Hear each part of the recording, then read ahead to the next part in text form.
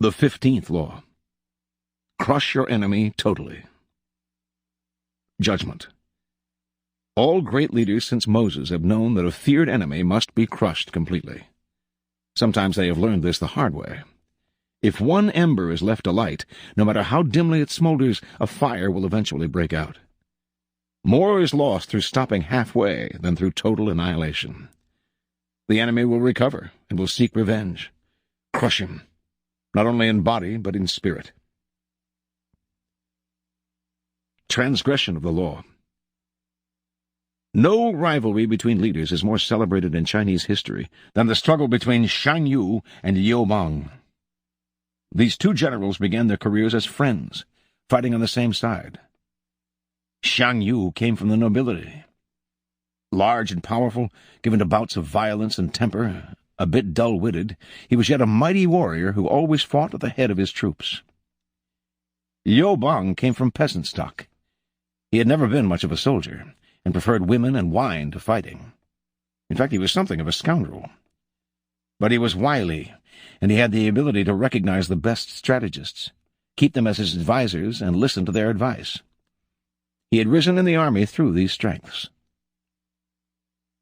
In 208 BC, the king of Chu sent two massive armies to conquer the powerful kingdom of Qin. One army went north under the generalship of Sung Yi, with Shang Yu second in command. The other, led by Liu Pang, headed straight toward Qin.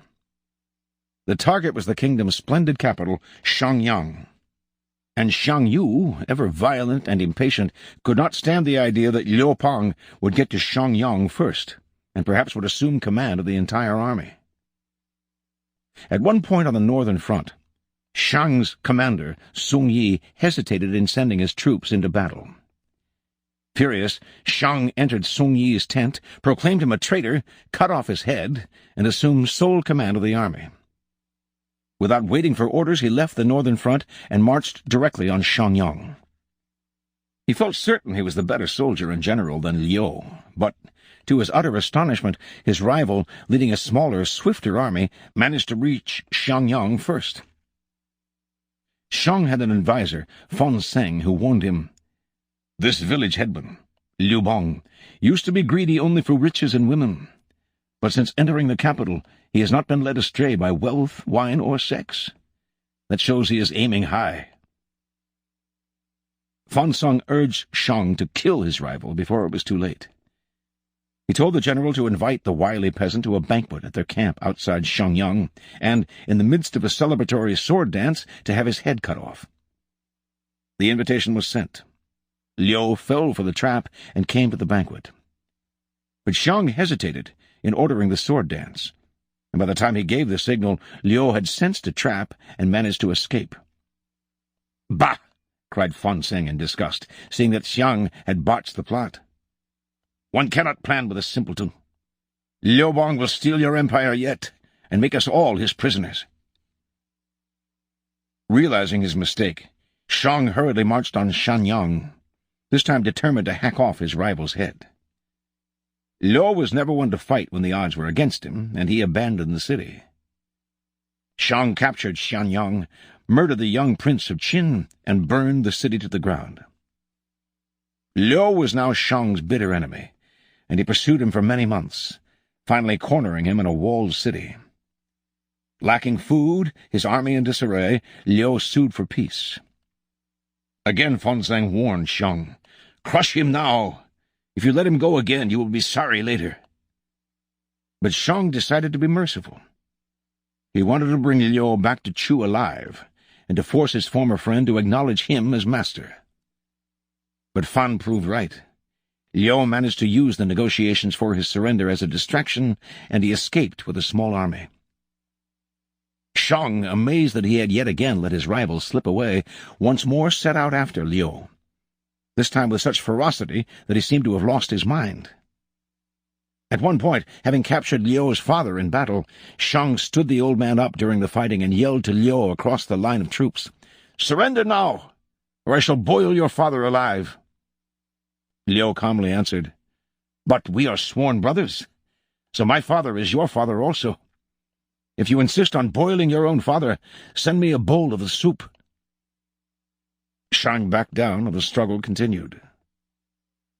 A few weeks later, in the thick of the hunt, Shang scattered his forces unwisely, and in a surprise attack, Liu was able to surround his main garrison. For the first time, the tables were turned. Now it was Xiang who sued for peace. Liu's top advisor urged him to destroy Xiang, crush his army, show no mercy. "To let him go would be like rearing a tiger. It will devour you later," the advisor said. Liu agreed. Making a false treaty, he lured Xiang into relaxing his defense, then slaughtered almost all of his army. Xiang managed to escape. Alone and on foot, knowing that Liu had put a bounty on his head, he came upon a small group of his own retreating soldiers and cried out, "I hear Liu Peng has offered 1,000 pieces of gold and a fief of 10,000 families for my head. Let me do you a favor." Then he slit his own throat and died. Interpretation. Shang Yu had proven his ruthlessness on many an occasion. He rarely hesitated in doing away with a rival if it served his purposes. But with Liu Bang he acted differently. He respected his rival. He did not want to defeat him through deception. He wanted to prove his superiority on the battlefield, even to force the clever Liu to surrender and to serve him. Every time he had his rival in his hands, something made him hesitate. A fatal sympathy with, or respect for, the man who, after all, had once been a friend and comrade in arms. But the moment Xiang made it clear that he intended to do away with Liu, yet failed to accomplish it, he sealed his own doom. Liu would not suffer the same hesitation once the tables were turned. This is the fate that faces all of us when we sympathize with our enemies, when pity or the hope of reconciliation makes us pull back from doing away with them. We only strengthen their fear and hatred of us. We have beaten them, and they are humiliated. Yet we nurture these resentful vipers who will one day kill us. Power cannot be dealt with this way. It must be exterminated, crushed, and denied the chance to return to haunt us. This is all the truer with a former friend who has become an enemy. The law governing fatal antagonisms reads, "Reconciliation is out of the question. Only one side can win, and it must win totally." Liu Bang learned this lesson well. After defeating Shang Yu, this son of a farmer went on to become supreme commander of the armies of Chu. Crushing his next rival, the king of Chu, his own former leader, he crowned himself emperor, defeated everyone in his path, and went down in history as one of the greatest rulers of China. The immortal Han Gaozu, founder of the Han dynasty. As Kautilya said, "Those who seek to achieve things should show no mercy." Observance of the law. Wu Zhao, born in 625 A.D., was the daughter of a duke, and as a beautiful young woman of many charms, she was accordingly attached to the harem of Emperor Taizong. The imperial harem was a dangerous place, full of young concubines vying to become the emperor's favorite. Wu's beauty and forceful character quickly won her this battle, but, knowing that the emperor, like other powerful men, is a creature of whim, and that she could easily be replaced, she kept her eye on the future. Wu managed to seduce the emperor's dissolute son, Gaozong, on the only possible occasion when she could find him alone, while he was relieving himself at the royal urinal. Even so, when the emperor died and Gaozong took over the throne, she still suffered the fate to which all wives and concubines of a deceased emperor were bound by tradition and law. Her head shaven, she entered a convent, for what was supposed to be the rest of her life. For 7 years Wu schemed to escape. By communicating in secret with the new emperor, and by befriending his wife, the empress, she managed to get a highly unusual royal edict allowing her to return to the palace and to the royal harem. Once there, she fawned on the empress, while still sleeping with the emperor. The empress didn't discourage this. She had yet to provide the emperor with an heir. Her position was vulnerable, and Wu was a valuable ally. In 654, Wu Zhao gave birth to a child.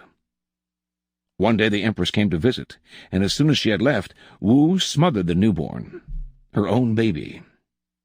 When the murder was discovered, suspicion immediately fell on the Empress, who had been on the scene moments earlier and whose jealous nature was known by all.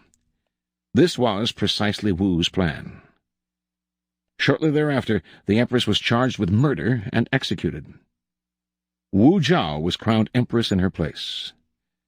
Her new husband, addicted to his life of pleasure, gladly gave up the reins of government to Wu Zhao, who was from then on known as Empress Wu. Although now in a position of great power, Wu hardly felt secure. There were enemies everywhere. She could not let down her guard for one moment. Indeed, when she was 41, she began to fear that her beautiful young niece was becoming the emperor's favorite. She poisoned the woman with a clay mixed into her food. In 675, her own son, touted as the heir apparent, was poisoned as well. The next eldest son, illegitimate but now the crown prince, was exiled a little later on trumped-up charges. And when the emperor died in 683, Wu managed to have the son after that declared unfit for the throne. All this meant that it was her youngest, most ineffectual son who finally became emperor. In this way, she continued to rule. Over the next 5 years, there were innumerable palace coups. All of them failed, and all of the conspirators were executed. By 688, there was no one left to challenge Wu. She proclaimed herself a divine descendant of Buddha, and in 690 her wishes were finally granted. She was named Holy and Divine Emperor of China. Wu became emperor because there was literally nobody left from the previous Tang dynasty, and so she ruled unchallenged for over a decade of relative peace. In 705, at the age of 80, she was forced to abdicate. Interpretation. All who knew Empress Wu remarked on her energy and intelligence.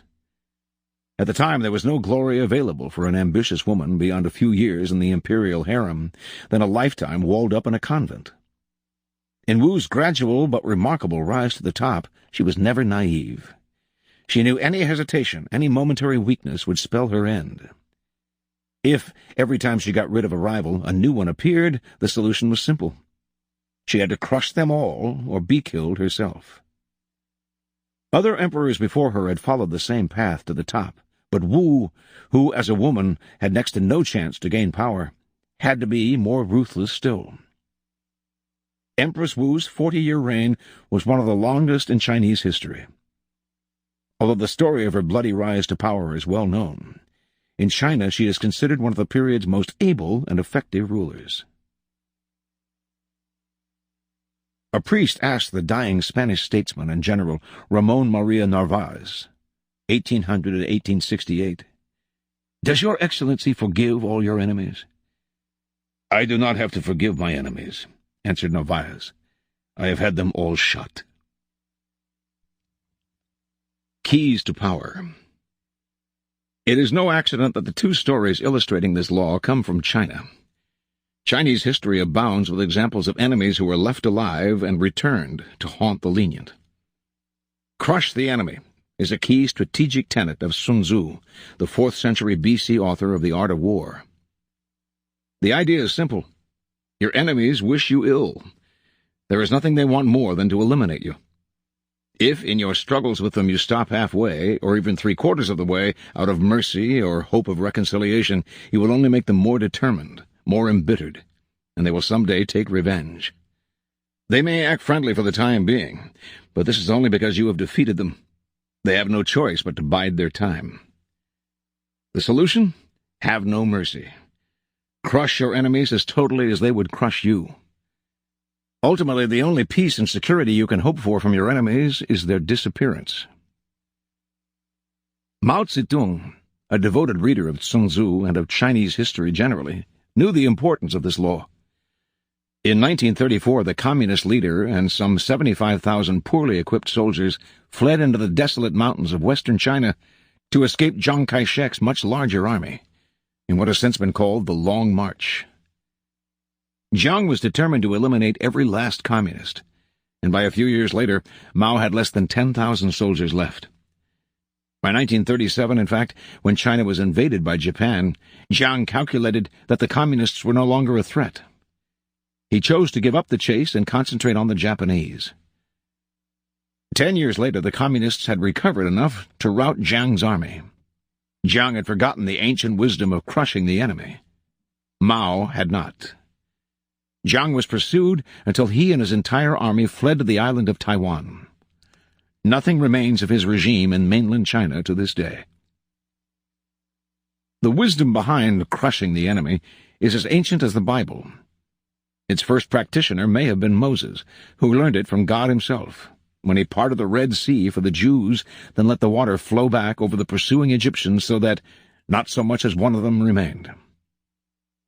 When Moses returned from Mount Sinai with the 10 Commandments and found his people worshipping the golden calf, he had every last offender slaughtered. And just before he died, he told his followers, finally about to enter the Promised Land, that when they had defeated the tribes of Canaan, they should utterly destroy them, make no covenant with them, and show no mercy to them. The goal of total victory is an axiom of modern warfare, and was codified as such by Karl von Clausewitz, the premier philosopher of war. Analyzing the campaigns of Napoleon, von Clausewitz wrote, "We do claim that direct annihilation of the enemy's forces must always be the dominant consideration. Once a major victory is achieved, there must be no talk of rest, of breathing space, but only of the pursuit, going for the enemy again, seizing his capital, attacking his reserves and anything else that might give his country aid and comfort." The reason for this is that after war come negotiation and the division of territory. If you have only won a partial victory, you will inevitably lose in negotiation what you have gained by war. The solution is simple. Allow your enemies no options. Annihilate them, and their territory is yours to carve. The goal of power is to control your enemies completely, to make them obey your will. You cannot afford to go halfway. If they have no options, they will be forced to do your bidding. This law has applications far beyond the battlefield. Negotiation is the insidious viper that will eat away at your victory. So give your enemies nothing to negotiate, no hope, no room to maneuver. They are crushed, and that is that. Realize this. In your struggle for power, you will stir up rivalries and create enemies.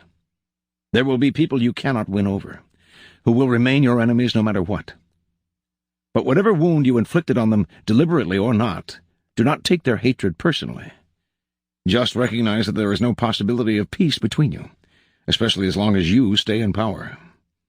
If you let them stick around, they will seek revenge as certainly as night follows day. To wait for them to show their cards is just silly. As Empress Wu understood, by then it will be too late. Be realistic. With an enemy like this around, you will never be secure. Remember the lessons of history and the wisdom of Moses and Mao. Never go halfway. It is not, of course, a question of murder. It is a question of banishment. Sufficiently weakened and then exiled from your court forever, your enemies are rendered harmless. They have no hope of recovering, insinuating themselves, and hurting you.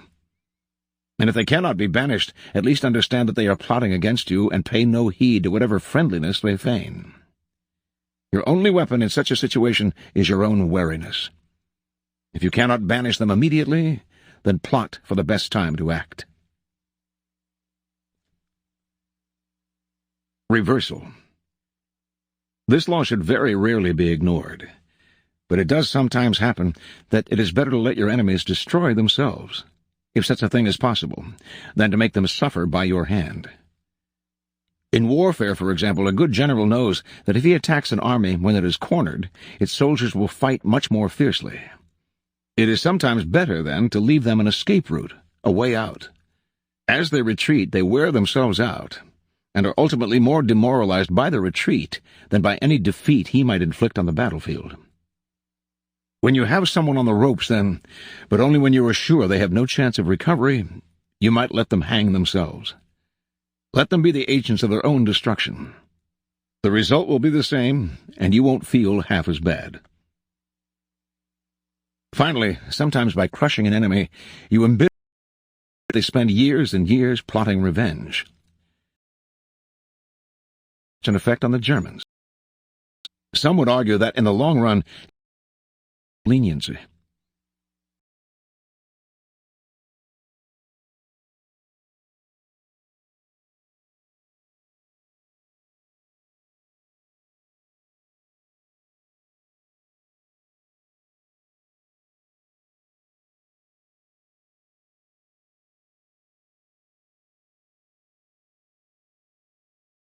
Reflections on this law.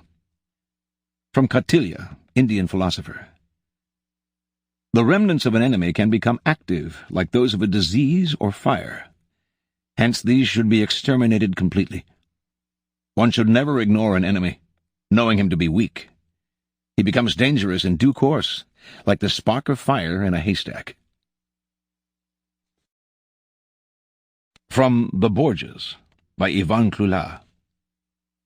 The Trap at Sinigalia. On the day Ramiro was executed, Cesare Borgia quit Cesena, leaving the mutilated body on the town square, and marched south. 3 days later he arrived at Fano, where he received the envoys of the city of Ancona, who assured him of their loyalty. A messenger from Vitellazzo Vitelli announced that the little Adriatic port of Sinigalia had surrendered to the condottieri, mercenary soldiers. Only the citadel, in the charge of Genoese Andrea Doria, still held out, and Doria refused to hand it over to anyone except Cesare himself. Borgia sent word that he would arrive the next day, which was just what the condottieri wanted to hear. Once he reached Sinigalia, Cesare would be an easy prey, caught between the citadel and their forces ringing the town. The condottieri were sure they had military superiority, believing that the departure of the French troops had left Cesare with only a small force. In fact, according to Machiavelli, Borgia had left Cesena with 10,000 infantrymen and 3,000 horse, taking pains to split up his men so that they would march along parallel routes before converging on Sinigalia. The reason for such a large force was that he knew from a confession extracted from Ramiro de Lorca what the condottieri had up their sleeve. He therefore decided to turn their own trap against them. This was the masterpiece of trickery that the historian Paolo Giovio later called the Magnificent Deceit. At dawn on December 31st, 1502, Cesare reached the outskirts of Sinigalia. Led by Micheletto Corella, Cesare's advance guard of 200 lances took up its position on the canal bridge. This control of the ridge effectively prevented the conspirators' troops from withdrawing. Cesare greeted the condottieri effusively and invited them to join him. Micheletto had prepared the Palazzo Bernardino for Cesare's use, and the Duke invited the condottieri inside. Once indoors, the men were quietly arrested by guards who crept up from the rear. Cesare gave orders for an attack on Vitelli's and Orsini's soldiers in the outlying areas. That night, while their troops were being crushed, Micheletto throttled Oliveretto and Vitelli in the Bernardino Palace. At one fell swoop, Borgia had got rid of his former generals and worst enemies. And from Napoleon Bonaparte, to have ultimate victory, you must be ruthless.